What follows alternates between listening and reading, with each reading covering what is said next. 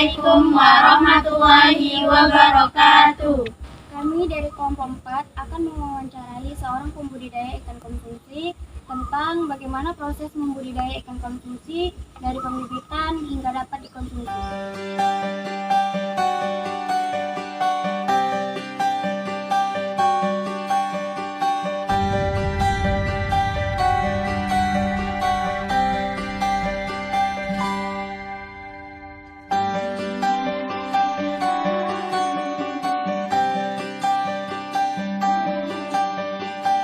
Bapak, kami dari siswa MTS Nurul Iman kelas 91 ingin mewawancarai kepada Bapak tentang bagaimana proses membudidaya ikan konsumsi dari pembibitan hingga bisa dikonsumsi. Terima kasih banyak kepada para siswi dari Iman. Ini anak-anak sudah ada minat untuk mengembangkan budidaya ikan konsumsi. Kebetulan di kolam Bapak ini ada dua jenis ikan konsumsi. Yang pertama ikan lele dan yang kedua ikan gurami.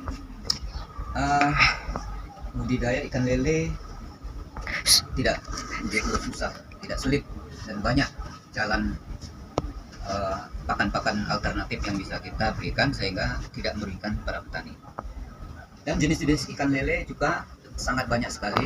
Di antaranya yang ada di kolam Bapak ini yaitu ikan lele jenis sangkuriang, ikan lele jenis piton, dan ikan lele jenis mutiara. Dari persiapan kolam yang ada di kolam Bapak ini kebetulan Bapak menggunakan kolam terpal, dan kolam terpal ini kalau dibandingkan kolam tanah sangat efisien sekali karena kita tidak perlu kotor-kotor, tidak perlu berlumpur, dan cara perawatannya juga lebih mudah. Yang pertama persiapan kolam, dan ini kolam yang ada di hadapan kita ini ukuran 3 kali 5 meter. Kolam ukuran 5 meter yang dilapisi dengan terpal. Kemudian yang kedua air, persiapan air sebelum tebar benih.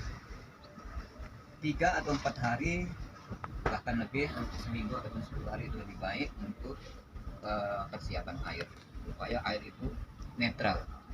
Karena kalau air yang baru kita masukkan dari sumur bor, kebetulan kalau Bapak ini menggunakan sumur bor, itu kurang oksigen.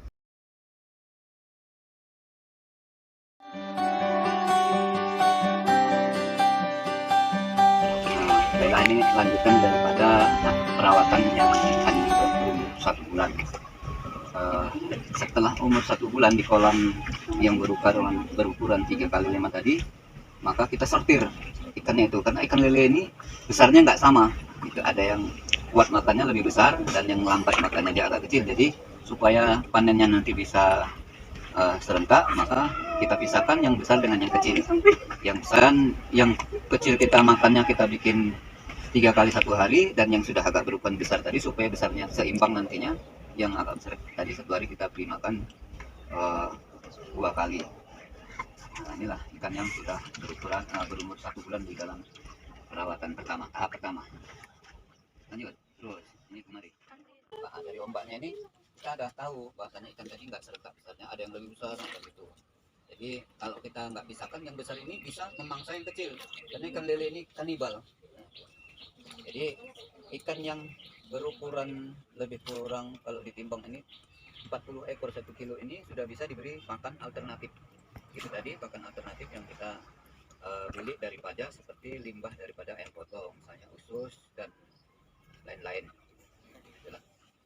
Kemudian juga ampas tahu yang difermentasi dengan campuran bekatu tadi, itu pun bisa sebagai makanan alternatif.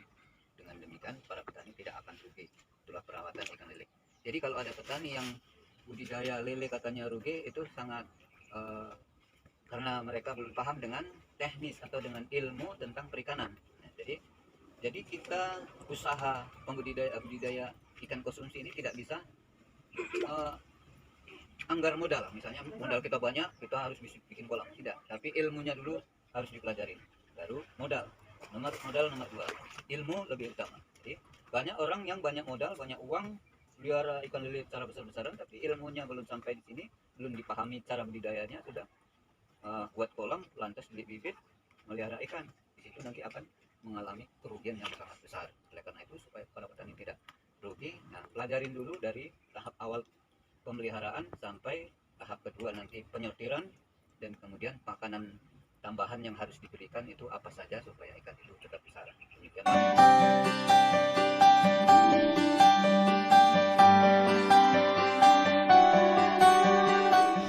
Nah, ini adalah sesi yang kedua, yaitu budidaya ikan konsumsi jenis ikan gurami.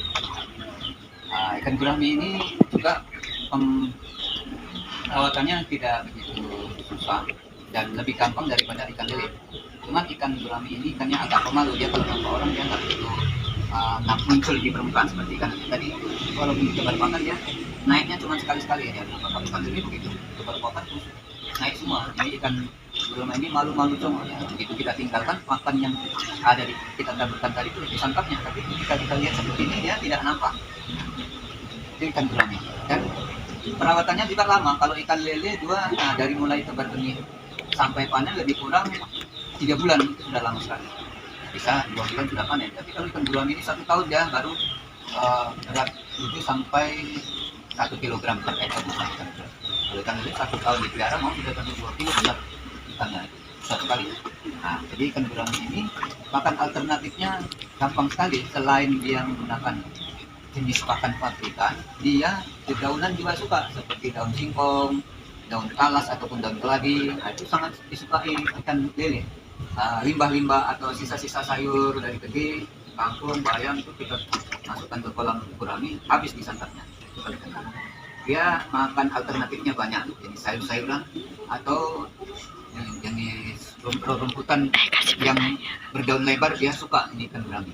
Jadi perawatannya tidak begitu susah dan masa pemeliharaannya lebih lama. Ini ikan gurami ini masa perawatannya lebih kurang 1 tahun baru dia berukuran 7 sampai 1 kilogram baru bisa dijual. Dan dijual sebelum ukuran 7 on ataupun 1 kilo juga ikan gurami ini laku, cuman dia nggak bisa ditimbang kilo dan dia per ekor kalau dia dijual sebelum cukup bobotnya. Itulah perawatan ikan gurami. Jadi perawatan ikan gurami itu dari ukuran bibit yang seharga Rp1.500 sampai panen dia lebih kurang 1 tahun lama pemeliharaan. Tapi nyatanya setelah kalian telusuri di kolam bapak, ada kalian lihat berupa kotoran ataupun yang menjijikkan, coba kalian ada nggak? Nah, alhamdulillah kalian saksikan sendiri bahwa ikan lele juga kalau airnya kotor dia mati.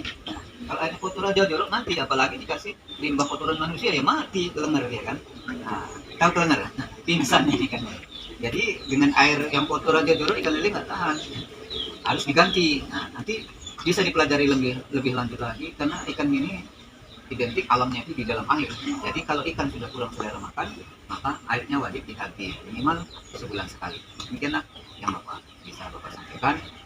Saya pembudidaya ikan lele Bapak Paing Haryanto, berdomisili di Ujung Sedang, Gang Rohis, Jalan Sedap Malang. Terima kasih anak sekalian, mudah-mudahan bisa pelajari.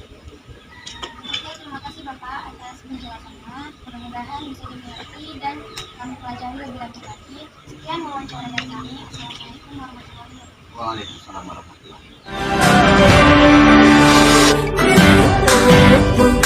wabarakatuh.